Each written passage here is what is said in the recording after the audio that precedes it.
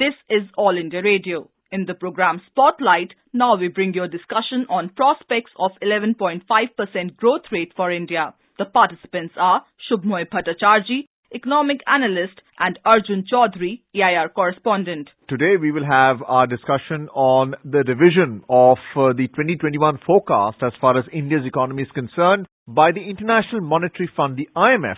They revised the forecast from 6.8% for the 2021 to 11.5% growth. We'll try and understand as to why and how IMF has revised this forecast by almost 5%. So Shubhamai, do tell us for the benefit of our listeners as to how is it that IMF has revised these figures at this stage?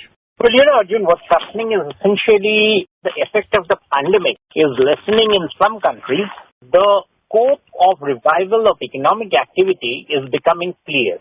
So essentially what's happening is that the data that's getting available with all the agencies is coming up for further and further revision. One might be surprised, after all, data is continuous, and then why is it that from one analysis to the next, and in the span of a few months, why are these data getting changed so rapidly? Well, the reason for that is that this is an unusual year. There have been periods when there's been absolutely no data flow, and now there have been indicators coming in from different parts of the economy in India, abroad, and those data are helping revise the International Monetary Fund's estimates. And they are startling revisions, but that's exactly what one could be surprised. But one is not totally flabbergasted because the global shutdown and the revival from that have been so dramatic that these sort of corrections, and in India's case, a very welcome correction, is now getting penned in. So specifically, the growth forecast that has been revised is for the financial year 2021 to 2022, and that is expected to be 11.5% as 6.8% that was estimated or predicted earlier. This was announced by IMF Managing Director Kristalina Georgieva, and her statement is to the effect that decisive action and decisive steps were taken to combat with the COVID-19 pandemic in India, bearing in mind the demographics and how the population is clustered, how difficult it can be for any administration to contain the spread of this virus. So they have actually, in this economic forecast, given credit to the government of India as to how they've handled and managed the pandemic and the after effects of it, which has economic consequences.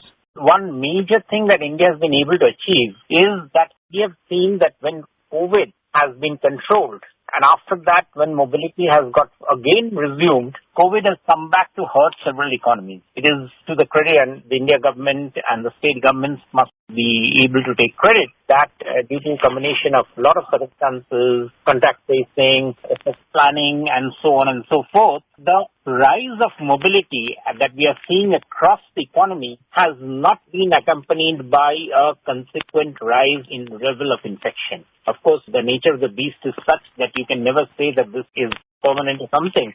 But definitely, there is surely a heartening reason to feel from the numbers that are coming for the last few months that the infection rate in across almost every major state in India has tapered off. And as people have come out to resume their economic activities, and this is especially important because in India, we are largely a service sector economy. About 54%, 55% of our economy's GDP is largely services sector. Now, services, in most cases, excepting in sectors like IT and others, requires people to be in close proximity.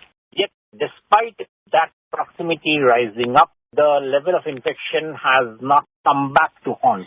And obviously, the government would have the reason to feel that it has been able to flatten the curve, and which is why the IMF feels that the level of rebound in the economy will be almost at full scale, which is why the revision from this year's contraction of -8% to next year's 11.5% positive, it will be a journey of that scale. So we have to factor in the low base effect as well, where the contraction is of -8% for this financial year and before the next financial year actually starts, so where the IMF forecast is for 11.5%. Apart from this, the IMF has also spoken about policy support. So despite the lockdowns and the restrictions which have been imposed or even lifted, the policy has continued, and the government has not only provided stimulus to key sectors of the economy, but also ensured that policy reforms have not stalled. They have continued towards infrastructure development, healthcare, dispensation of a vaccine. How do you see India actually competing with China, which is the only nation which has a positive GDP of about 2.6%? Are we in a position right now to compete with China, bearing in mind how the IMF has forecast? That's a major point, that to what extent India is able to sort of, revive its growth potential. As you would know, that from the period 2014 onwards, 14, 15, 16, India had the honor of being the fastest growing economy, and that had slowed down, and this revival is therefore all the more creditable. Essentially, it shows two things. One, that the reforms, as you rightly pointed out, will come in very handy, but I would also say that the reforms that have been started earlier obviously have started sort of getting factored into the economy. And these are the reforms, especially in the field of capital allocation, on insolvency and bankruptcy, the reforms in digitalization of the economy. These reforms are essentially those which have started earlier, and they have now added pace at which the economy opens up. And of course, the reforms that have now been announced since June onwards will also have a sort of, add to them, making it a virtuous cycle which India had been lacking for quite some time. So the key point is that the reforms give a wonderful strength to the economy to expand, to take advantage of all the possibilities that are coming up, and to therefore keep on growing at a healthy pace for quite some years, which is necessary for the economy to really become a competitor in Asia and then globally. So the business cycle for services has not stalled. If you look at the GST collection, which has been more than 1 lakh crore rupees for successive months. But how do you see manufacturing pick up? The index of industrial production, factory output indicators are not very positive at this stage. The budget is going to be announced on the 1st of February, where key announcements will be made as to how the government will carry out its expenditure. So once you look at revenue in terms of GST collection, what is a policy going to be for the government if allocation of revenue towards expenditures and also to earn revenue for the next financial year? In terms of allocation of expenditure, obviously what the economy is looking out for is a huge bump up in capital expenditure. That is very necessary at this stage. Sectors like roads, ports, railways, health, education, all of these sectors, even public investment in agriculture, these are all sectors that can soak in a massive amount of capital, and they are the ones which we would be hoping to get substantial additional allocation, and not only just allocation but also the speed at which those money are used in those sectors, the government coming up with ideas and thoughts on it, on how to do them. The raising of the money is the big challenge out here, because what has happened is that because of not just COVID but even otherwise, tax to GDP ratio, which measures how much of the economy's spending is being financed by taxes, that had started declining, and that's not a healthy thing. Now, we would be expecting, as you said, the GST revenues have increased. We should also be hoping that the rate of addition of corporate tax, the government, as you know, had reduced the rates of corporate tax substantially, and of income tax, should grow well. Because without tax revenues, it is impossible for the government to keep on spending at the clip at which it is necessary to do to be able to refinance the economy and in the way it is needed. The other source, of course, is asset sales. And by asset sales, I just don't mean disinvestment in companies, but also monetization of the assets that the government holds. Government holds huge parcels of land, which are often left without any use. The government holds lots of other resources which are underutilized. These resources, all of these, which is basically comes under the rubric of what is called asset monetization, is very necessary. So, at one level, we need higher taxes to GDP ratio, but obviously they cannot come by raising of the taxes. That has to come simply by people paying more taxes at the current rate, and that, along with asset monetization, would be very important to finance the expenditure at the scale that is necessary to create the virtuous cycle, or rather to sustain the virtuous cycle to which the IMF is talking about. It's a very interesting point you raise, Shubhamoy, with everyone obviously looking at disinvestment policy, whether there would be a public asset sale or not. But here you are referring to rentals, how land and building space can be let out on rent that can also stabilize rentals across the country, especially commercial rentals as a source of income for the government. How do you see wages improve for the average person in the employment sector, and how do you see this in correlation to company profitability? At this stage, companies which are overly obsessed with profit would, I suspect, be doing themselves a disservice. Because this is a space which comes very rarely in any country's history, where there's an enormous scope for capacity expansion. And companies which are keen to plow the money, reinvested earnings back into investment would be well recognized by the share markets. And by doing that, automatically, the companies create more room for employment. Obviously, what happens is in the high-end manufacturing, you don't get much of employment.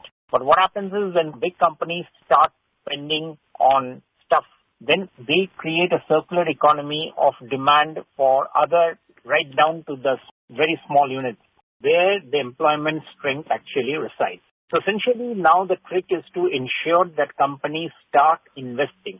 Well, Shubhamoy, another factor linking both employment and tax collection is FDI investment into the economy. The December figures for FDI have actually fallen by almost 50%. But if you compare it to the global FDI inflow, India has done certainly very well. How do you see the FDI collections picking up and that investment being converted into factory output, into employment, into tax collections, and more importantly, the shifting of manufacturing from China to countries like India?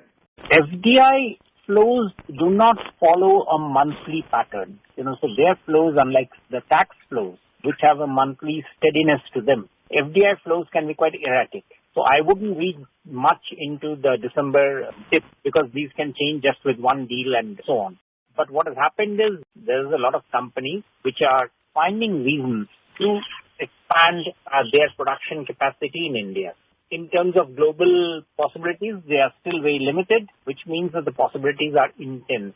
So basically, brownfield projects are more likely to succeed than greenfield projects, and we've already effectively spoken about financing of infrastructure projects that will come out from the coffers of government, but private sector lending toward these kind of projects and brownfield projects. Do you think maybe that will be announced in the union budget? Right from 2018, we have actually made it very clear that we are much more keen towards brownfield investment. Greenfield investment, for many reasons in India, takes time to take off because of, initial delays, land clearances, and so on and so forth. So yes, one can't be surprised that the private sector typically and FDI typically wants to move on into brownfield investment. But of course, it raises the question as to what happens to fresh manufacturing capacity expansion. Well, that is where the budget will have, I'm sure, some things to say, because there are lots of sectors where the government, as the primary builder, can create projects which may be difficult for the private sector to start off and do. So once the government creates and brings the project to completion, then the private sector can take over from there for the running of the project, which is the brownfield project, and execute and run them properly. There are plenty of examples of those. The airport privatization is one of good example of those. We can have lots more. The ports themselves, for instance, are waiting for, and there's a great opportunity there for monetization of the port properties. There are so many others. This is something where a large amount of FDI basically gets attracted. So fiscal prudence is just as important as the union budget will look to ensure that expenditures don't exceed revenues and they're within the Fiscal Responsibility and Budget Management Act. Thank you so much, Shubhamoy, for being with us on this program. Thank you.